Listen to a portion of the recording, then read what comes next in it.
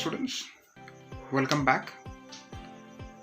I hope you are completing the exercise and the activity that are being discussed in our online classes.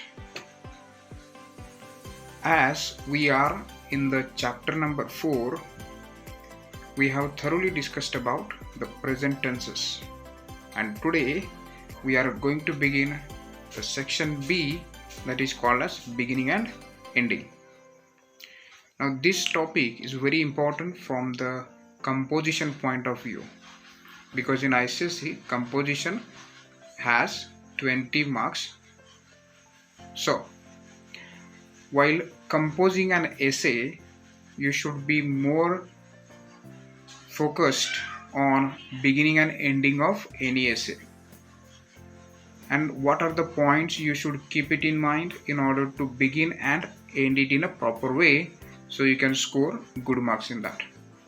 So I expect that at the end of this lesson you will definitely have an idea about what is the ending and beginning and how to mark it in a very proper way. Alongside, you will be having some exercise, and that you need to complete it, so your practice of beginning and ending will be very perfect one.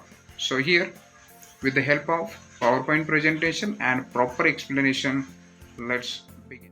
It says certain adverbs are used in the present perfect tense to state the action is completed. Some adverbs we use in the sentence to demarcate that the action has been completed. Look at these examples: lately, recently, and just.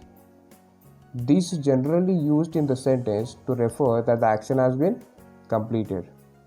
Generally, for referring it is closely associated with the present. Now these words we used not only to complete the action, it also used to tell you that it is going to connect the present form. Okay, try to understand with the help of given example. He has recently got married. Now the word recently, if you closely take a look at, it will just give you a hint that the action is closely related to the present. So it is not only used to tell that the action has been completed, but also to refer to the present time. He has recently got married. So here we can have has, got, that is a present perfect tense. Recently, adverb to locate that it is referring to the present time. That's rule number 3. Now that's all about the present perfect tense. We have learned about the structures and the usages and some more exceptions. And here is the last one of present tense, present perfect continuous tense. So it is widely used to indicate the past event closely associated with the present, somewhat like the present tense. Okay, take a look at the structure. There are some slight changes in the structure of present perfect tense.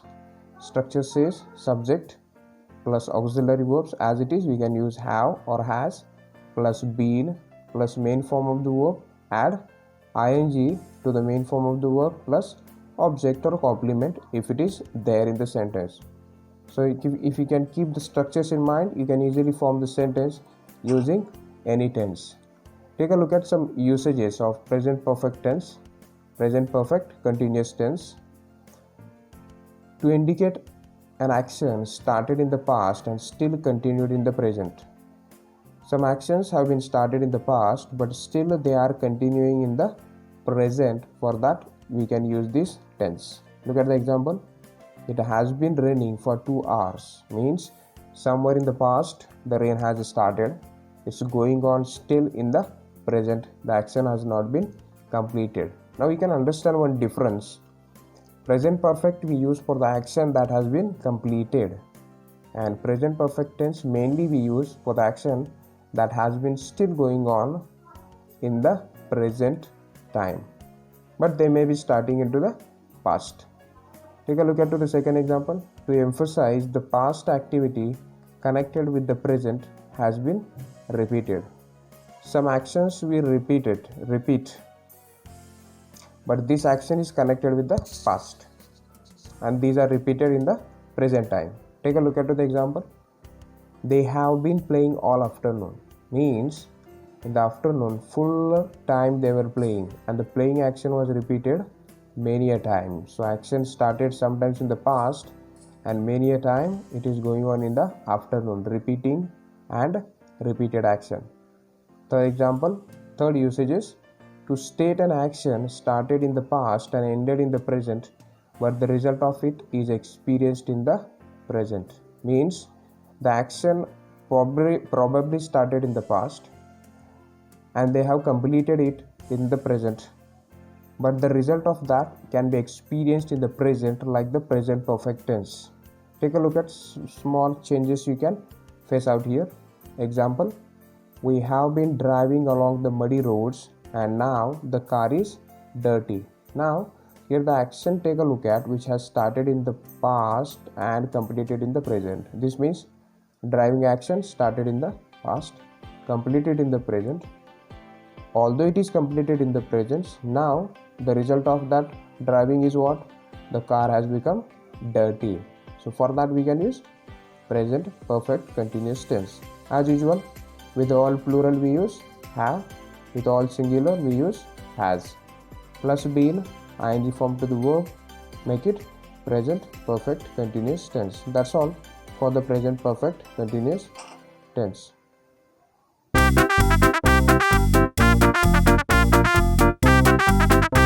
Then what should we conclude or write in the beginning, middle, or the ending?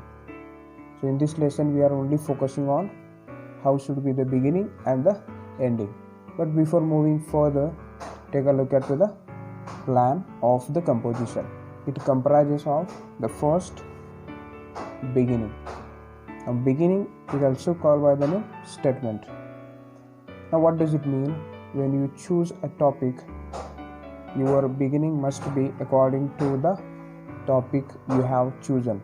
So you have to find a good statement according to your topic, and that has to be in an interesting way and a very elaborative way.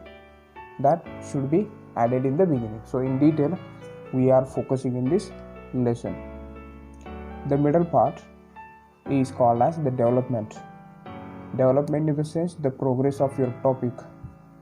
So what are the ideas you do have according to your topic? You need to develop in a logical sequence, okay, without flirting here and there.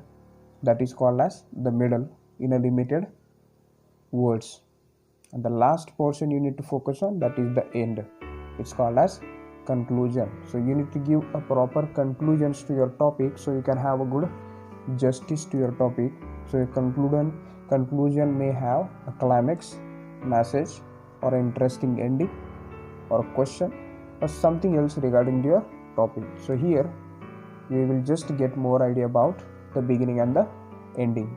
Let's take a look at more in detail. Overview. When you start writing an essay, not only about the beginning and the ending, what should be important factors you need to keep it in mind before starting the composition writing. It is important to begin in interesting manner so reader will convince to read further. When you choose a topic, make sure that you have a good study material for that so you can invoke the reader to read further. Neither it become monotonous and less attractive to the reader. Once you start writing, you make sure that it must not be very tiresome and must not be uninteresting for the reader so that they may not leave it in the middle. So they have to get an interest and they have to read up to the end. That is the most important factor you need to focus on. So with the ending, good ending brings better interest. Neither the whole interest of the compositions will definitely be dissipated. Means at the end you should have something interesting, and if you do not do that, your essay will become the definitely dissipated, not good one, not interesting one.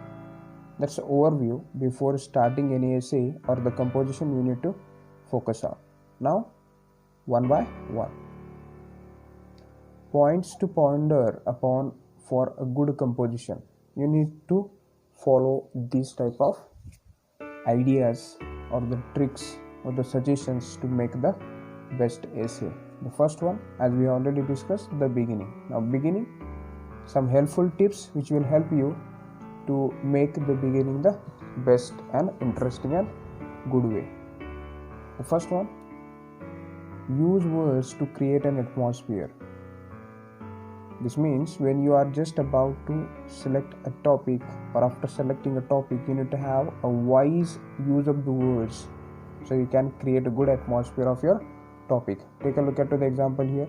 Especially this trick can work out in story writing or narrative compositions. There are various type of composition, so this trick can be applicable in story and narrative. Look at the example. A wild glossy morning. So if you look at the word wild and glossy, it gives an attractive meaning to the morning. So create an atmosphere, wild and glossy. So it just gives a reader something rather than the common morning that you need to keep it on. So this is how you need to have a good vocabulary to make or to create an atmosphere. So that is applicable for some of the compositions. Okay. Next. Second point, plunge directly into the subject of the composition. Whatever topic you have selected, so directly you can start about the topic or the subject matter without lingering on. Example, there are two types of selfishness. So here, if you take a look at, the topic has already been begun with the composition, whatever it is mentioned. So without delaying or without extending your any other irrelevant material according to your topic, you need to focus on the direct beginning of the content. Okay. Next one. Point number 3, make use of surprise tactics.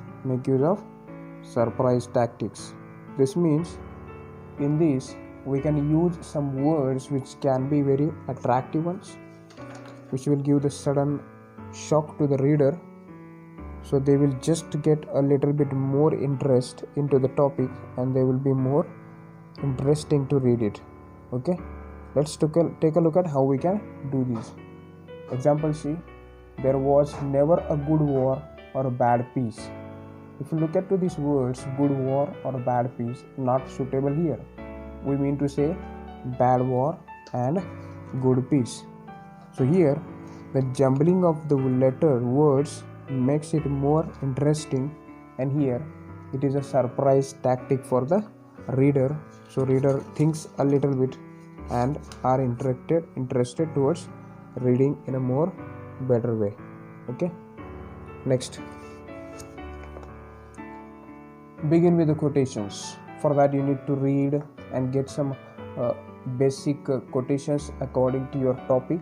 Okay, so we have to know some of the basic quotations that can have or add a best effect. Take a look at the example. It is a natural to be born as to be born, and to a little infant perhaps the one is as painful as the other. This is the quotation written by Francis Bacon about death. So if your topic is according, you can try to choose it. Fifth point says, begin with a wittily phrased idea. Some of the wittily phrase, look at the example, you will understand in a proper way. God made the country and the man made the town, written by William Cowper. This is called as some wittily ideas you can apply. Point number 6, begin with a cliffhangers to arouse the reader what next. This means we can ask some questions to the readers, just like why or what happens next or what it's all about. So reader can get something thinking about your topic. Let's take a look at the example. The house shook, the windows rattled, a framed photo slipped off the mantle. When you read that, people will think about something may have happened into the house. Why what it happened,